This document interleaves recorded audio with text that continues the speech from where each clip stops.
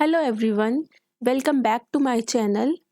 आज इस वीडियो में हम मैथ्स चैप्टर 1 सेट थ्योरी या फिर जिसको सेट्स भी बोलते हैं उसी को कंटिन्यू करने वाले हैं। ठीक है, लास्ट वीडियो में हम यहाँ तक कर चुके थे पावर सेट और यूनिवर्सल सेट। इसके बाद हमने कुछ क्वेश्चंस भी किए थे इससे रिलेटेड। ठीक है, तो अभी आज हम नेक्स्ट करने वाले हैं जिसमें हम ऑपरेशंस ऑन सेट्स सबसे पहले पढ़ने वाले हैं।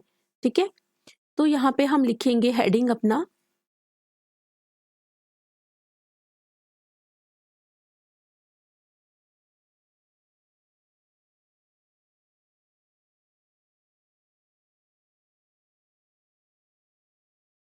एक मिनट रुकिए, लिखेंगे हेडिंग ऑपरेशंस ऑन सेट्स। ठीक है, इसके अंडर हम क्या क्या रीड करने वाले हैं। हम यूनियन ऑफ सेट्स करेंगे, इंटरसेक्शन ऑफ सेट्स करेंगे और डिफरेंस ऑफ सेट्स करने वाले हैं। ठीक है, तो सबसे पहले हम बात कर लेते हैं यूनियन ऑफ सेट्स।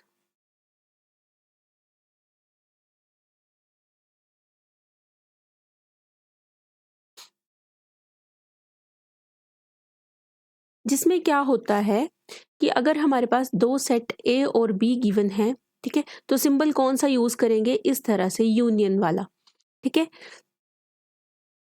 अब यूनियन में क्या होता है कि जब हम यूनियन करते हैं दो सेट्स की तो उसमें हमारे पास ऐसा सेट आता है, ठीक है, which consist of all those elements which are either in A और इन बी। ठीक है, मैंने क्या बोला कि ऐसा सेट होगा which consists of all those elements which are either in A और in B। ठीक है, और इसको मैंने पहले ही बता दिया कैसे लिखा जाता है, A यूनियन B। ठीक है, तो डेफिनेशन के अकॉर्डिंग क्या आ जाएगा, ऐसे लिखेंगे x such that x belongs to A और x बिलोंग्स टू B। ठीक है, तो ये हमारा यूनियन हो जाता है। अगर हमारे पास इस तरह से हमने यूनिवर्सल सेट ले लिया, ठीक है, और एक सेट हमारे पास A है और एक सेट B गिवन है, ठीक है, तो यूनियन में क्या आ जाएगा, यूनियन में सारा ही आ जाएगा, ये वाला A यूनियन B। ठीक है, और यूनियन का कीवर्ड जो होता है वो क्या होता है, ऑल। ठीक है, तो ये ध्यान में रखना है, इसका कीवर्ड क्वेश्चंस में यूज होता है। ठीक है, इसके बाद हम बात कर लेते हैं इंटरसेक्शन ऑफ सेट्स। ठीक है, जिसमें क्या होता है, सेकंड आ गया हमारा इंटरसेक्शन ऑफ सेट्स। ठीक है, जिसमें क्या होगा कि इंटरसेक्शन में जब हम बात करेंगे तो इंटरसेक्शन का जो सिंबल है वो इस तरह का होता है, ए इंटरसेक्शन बी। ठीक है, और इंटरसेक्शन का मतलब है कि कॉमन। ठीक है, कीवर्ड मैं बता रही हूं आपको। ठीक है, अब क्या करेंगे इसमें कि ए इंटरसेक्शन बी करने पे हमारे पास ऐसा सेट आता है, ठीक है, set of all elements which are common to both A and B. ठीक है, तो ये इसमें ऐसे एलिमेंट्स आएंगे जो ए और बी दोनों में कॉमन होंगे। ठीक है, और इसको कैसे लिखा जाता है, A intersection B is equal to x such that x belongs to A and x belongs to B, इस तरह से। और अगर हमारे पास यू यहाँ पे कोई यूनिवर्सल सेट गिवन है, ठीक है, तो इसमें क्या होगा, अगर ए सेट है हमारे पास और बी सेट है हमारे पास, तो इंटरसेक्शन में ये वाला पार्ट आएगा, ठीक है, जो दोनों में कॉमन होगा। ठीक है, तो ये ए इंटरसेक्शन बी हो जाएगा हमारा। ओके, अब इसके बाद एक वर्ड हमने यूज करना है कि डिसजॉइंट सेट्स क्या होते हैं, ठीक है।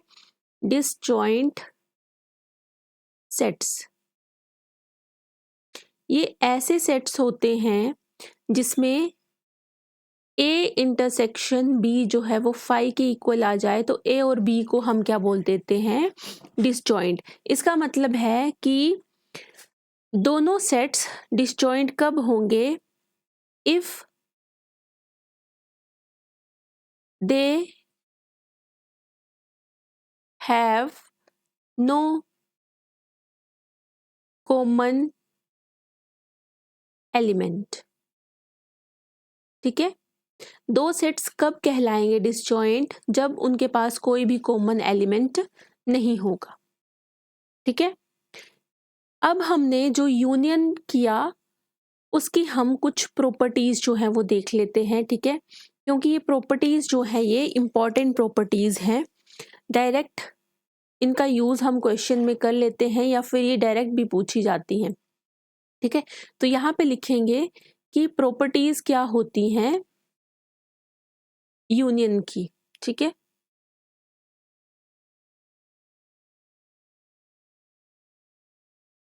Properties of operation on union, ठीक है।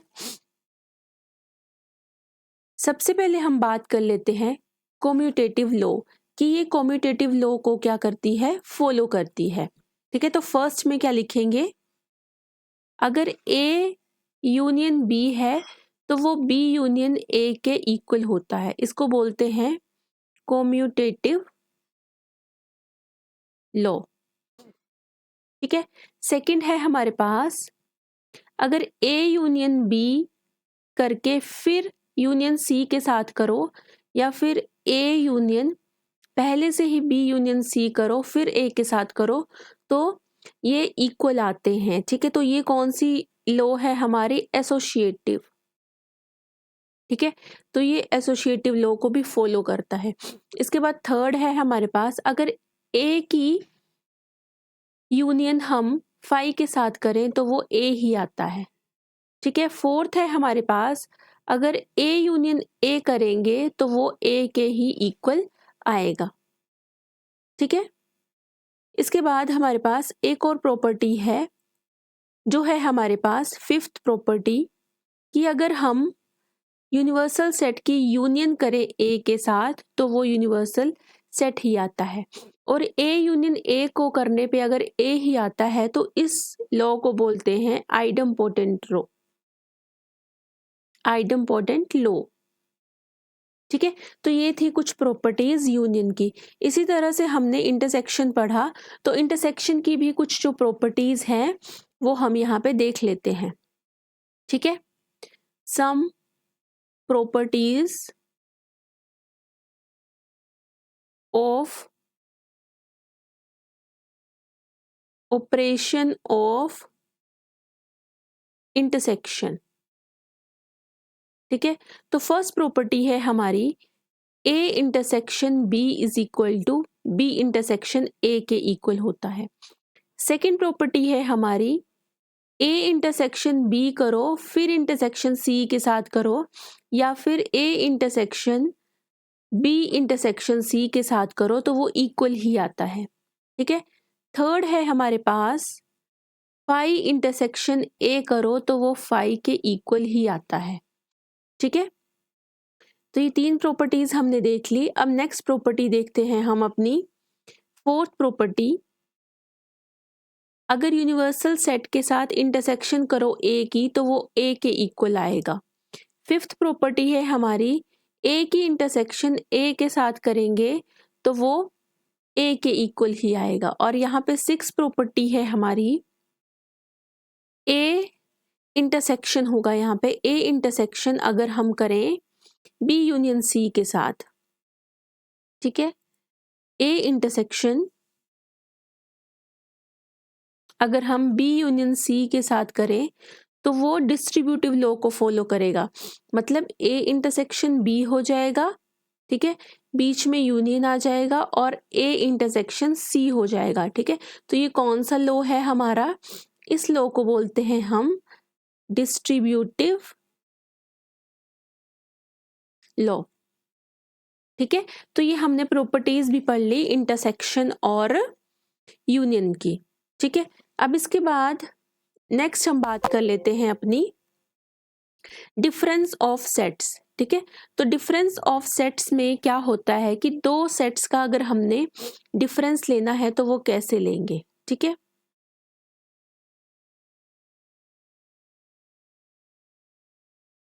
अब इसमें क्या है, दो सेट्स का डिफरेंस मतलब एक तरह से माइनस से डिनोट करेंगे, ए माइनस बी, है ना। दो सेट्स अगर ए और बी हैं तो ए माइनस बी जो है वो डिफरेंस को क्या करता है, डिनोट करता है।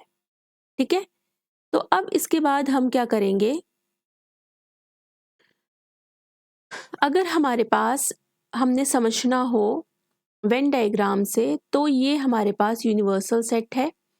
ठीक है, यहाँ पे हमने ए सेट ले लिया और यहाँ पे हमने अपना बी सेट ले लिया। ठीक है, तो अगर ए माइनस बी करना है ना, तो कौन सा पोर्शन आएगा, ए में से बी माइनस कर दो तो ये वाला पोर्शन सिर्फ क्या कहलाएगा, ए माइनस बी।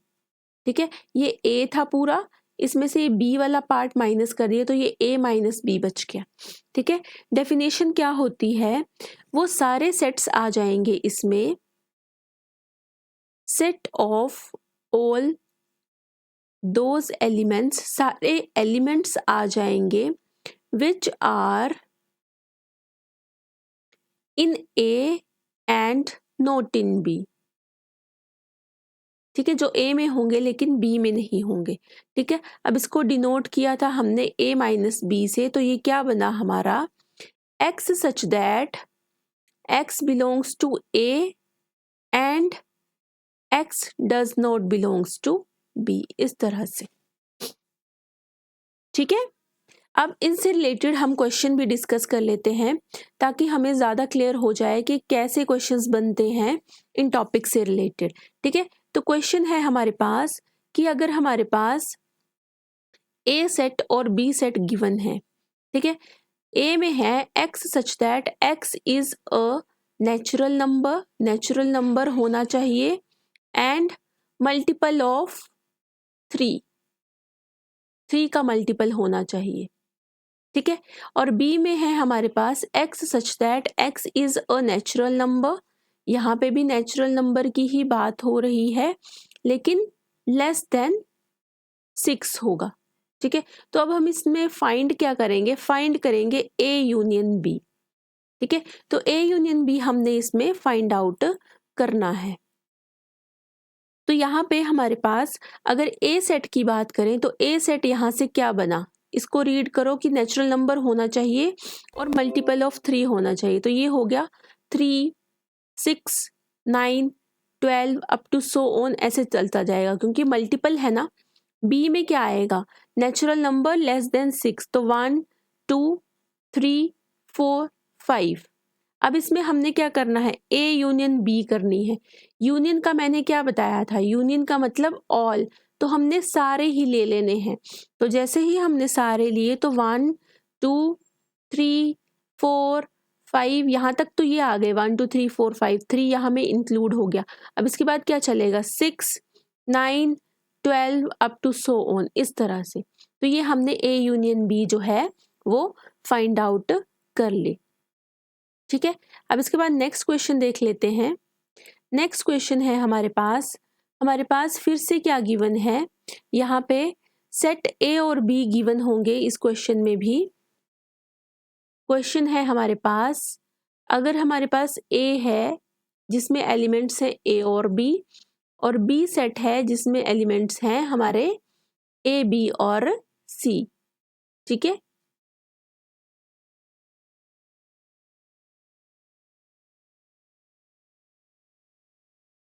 ए बी और सी। ठीक है, तो यहाँ पे हमसे क्या पूछा है, दो क्वेश्चंस पूछे हैं हमसे। फर्स्ट में पूछा है कि is A is a subset of B, और सेकंड हमसे पूछा है कि फाइंड ए यूनियन बी। ठीक है, तो 2 क्वेश्चंस हमसे यहाँ पे पूछे हैं।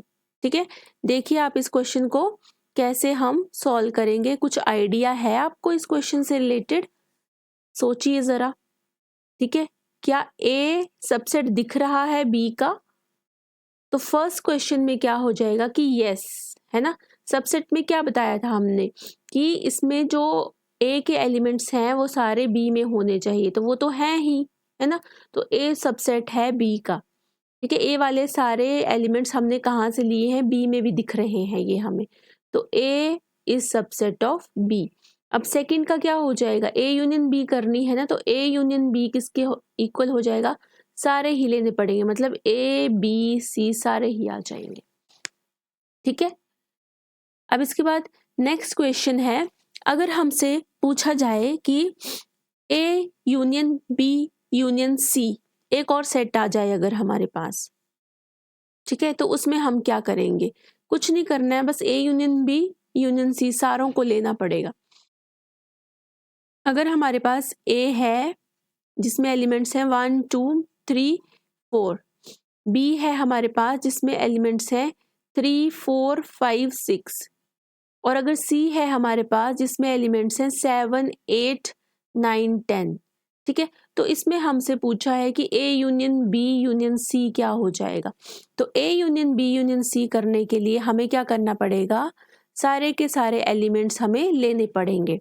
ठीक है, पहले ए यूनियन बी किया तो इसमें सारे एलिमेंट्स आ जाएंगे, फिर बी यूनियन सी करेंगे तो सारे के सारे एलिमेंट्स आ जाएंगे। तो लिख देंगे 1 2 3 4 5 6 7 8 9 10, 10 तक सारे ही एलिमेंट्स इसमें आ जाएंगे। ठीक है, अब इसके बाद एक क्वेश्चन हम कर लेते हैं रिलेटेड टू डिफरेंस। ठीक है, डिफरेंस के लिए हमने एक क्वेश्चन लेना है। क्वेश्चन है हमारा,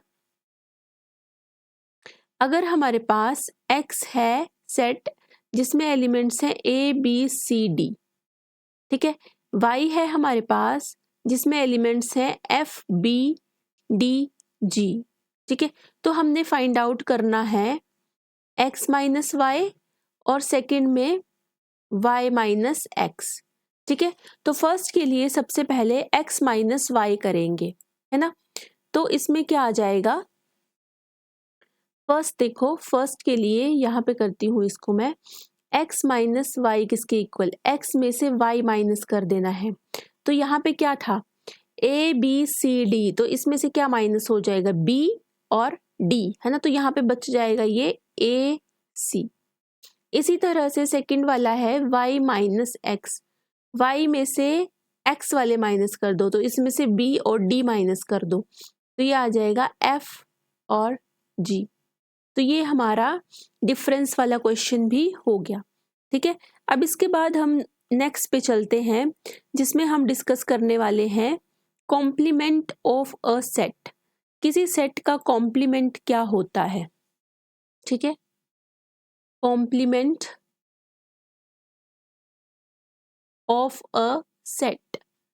ठीक है, अगर हमारे पास U जो है यूनिवर्सल सेट है, ठीक है, और A कोई नॉन एम्प्टी सबसेट है U का, ठीक है, तो कॉम्प्लीमेंट ऑफ A को हम कैसे डिनोट करते हैं? ठीक है, यहाँ पे लिख लेते हैं, if U is a universal set and A is non empty subset of U, then complement of set A is denoted by, या तो A के ऊपर C लिख दो या फिर A के ऊपर डैश लगा दो, तो वो कॉम्प्लीमेंट होता है। ठीक है, and it is given by A dash is equal to universal में से A माइनस कर देंगे, जिसका क्या मतलब हुआ? X such that X belongs to U and X does not belongs to A। ठीक है, तो ये हमारा कॉम्प्लीमेंट ऑफ अ सेट की डेफिनेशन आ गई। ठीक है, यहाँ पे U हमने क्या ले लिया, यूनिवर्सल सेट ले लिया, और A हमारे पास यहाँ पे सेट था, तो कॉम्प्लीमेंट क्या आ जाएगा, A का ये वाला पोर्शन आ जाएगा। ठीक है, ये वाला पोर्शन, A वाला नहीं आएगा, अंदर वाला ये। ठीक है, ये बीच वाला पोर्शन इसमें आ जाएगा। ठीक है, तो ये था हमारा कॉम्प्लीमेंट ऑफ अ सेट। ये वाला पार्ट। ठीक है, अब इसके बाद इसकी कुछ प्रॉपर्टीज हैं, properties of complement of sets. तो प्रॉपर्टीज में हम क्या करते हैं, प्रॉपर्टीज में हम सबसे पहले बात करेंगे कि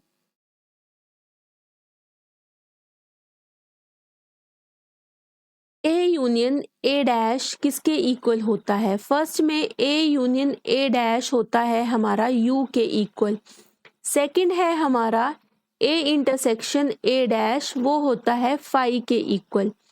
थर्ड है हमारा A union B dash, B whole dash आएगा ये। ठीक है, तो ये होता है हमारा A dash intersection B dash. ठीक है, और इसी तरह से फोर्थ वाला जो होता है A इंटरसेक्शन B का होल डैश, वो किसके इक्वल होता है, A dash union B dash. ये दोनों जो आते हैं ये हमारे डी मॉर्गन्स लॉज होते हैं। ठीक है, और एक प्रॉपर्टी होती है हमारी जिसमें हम बात करते हैं अपना A इंटरसेक्शन A डैश की। ये हमने कर ली बात A इंटरसेक्शन A डैश की। थर्ड और फोर्थ ये हमारा आ गया। फिफ्थ में A डैश का डैश आएगा। ठीक है, एक प्रॉपर्टी है हमारी जिसमें हमने क्या करना है, फिफ्थ प्रॉपर्टी है A डैश का भी डैश करेंगे तो वो A के इक्वल आ जाएगा। और सिक्स्थ प्रॉपर्टी है हमारी कि फाई का डैश A यूनियन, मतलब फाई का डैश यूनिवर्सल सेट के इक्वल होता है, और यूनिवर्सल का डैश जो है वो फाई के इक्वल होता है। ठीक है, तो ये इसकी प्रॉपर्टीज हैं। ठीक है, अब इसके बाद नेक्स्ट हम क्या करेंगे, नेक्स्ट हमने क्वेश्चन करना है एक। ठीक है, एक प्रॉपर्टी होती है जिसमें यूनियंस और इंटरसेक्शंस ऑफ टू सेट्स की जो है वो कुछ क्वेश्चंस रिलेटेड उससे आते हैं। ठीक है, तो उससे रिलेटेड हम पहले पॉइंट लिख लेते हैं, फिर क्वेश्चन डिस्कस करते हैं। ठीक है, ये हमारे पास इम्पॉर्टेंट पॉइंट्स हैं कुछ, वो हम लिख लेते हैं। ठीक है, तो फर्स्ट पॉइंट में हमने लिखना है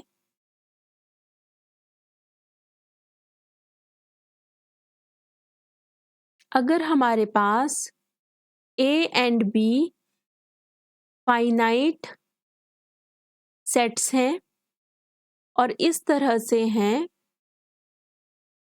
A intersection B is not equal to phi. ठीक है, तो क्या होगा, n A union B is equal to, n का मतलब होता है यहाँ पे number of elements, number of elements in A union B is equal to number of elements in A plus number of elements in B minus number of elements in A intersection B।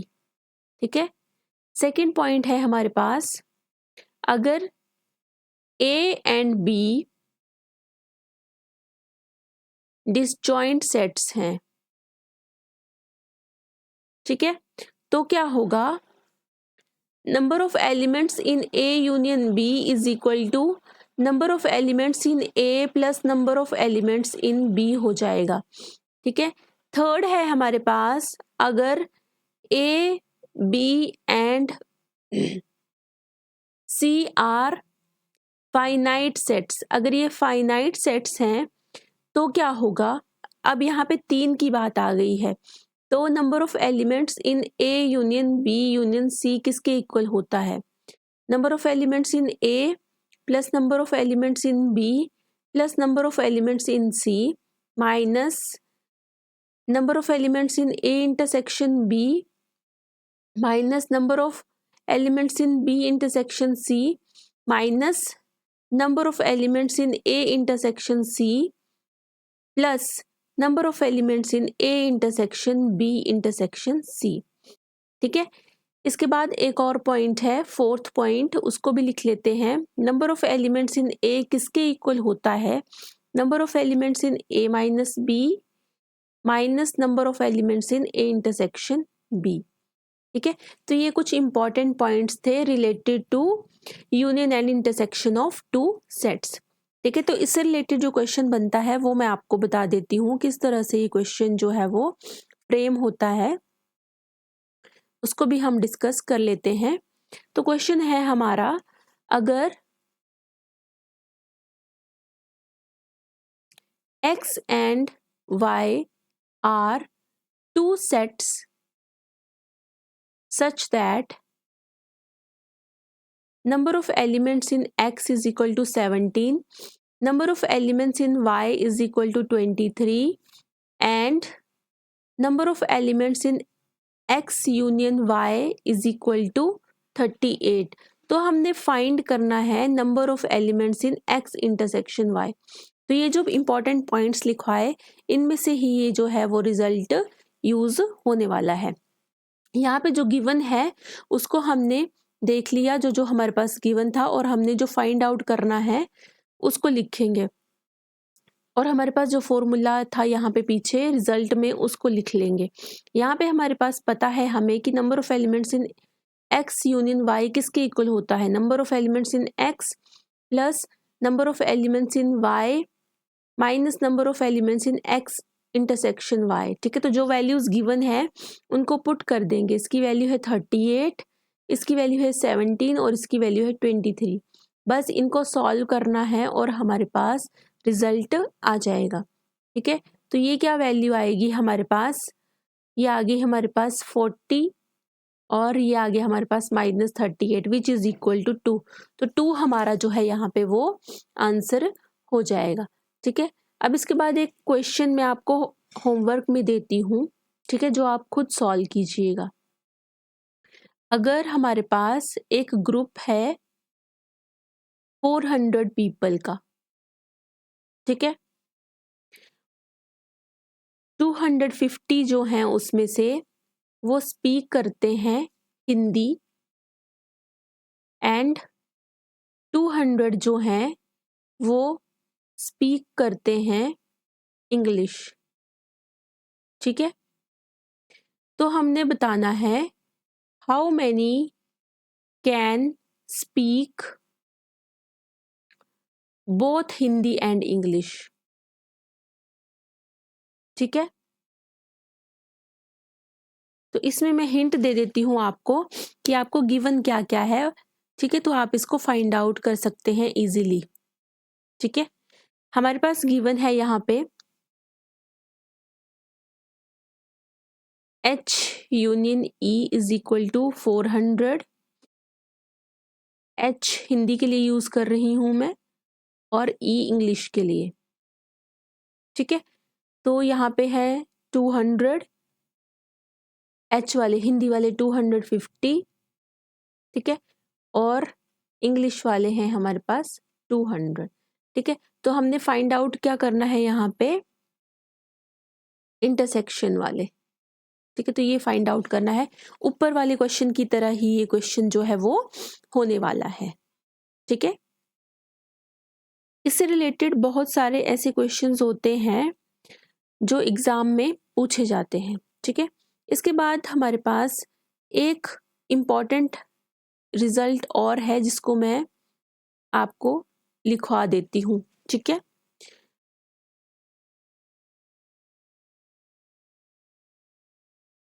ये है हमारे पास कि अगर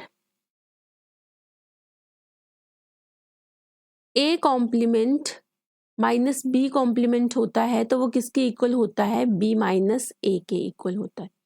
ठीक है, ये important result है जो हमने याद रखना है क्योंकि डायरेक्ट भी ये क्वेश्चंस में यूज हो जाता है। ठीक है,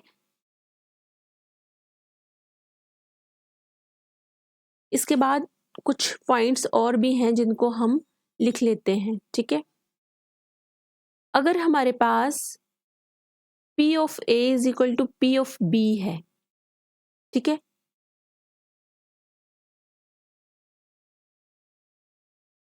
तो क्या होता है, A जो है वो हमारा B के इक्वल हो जाता है, ठीक है।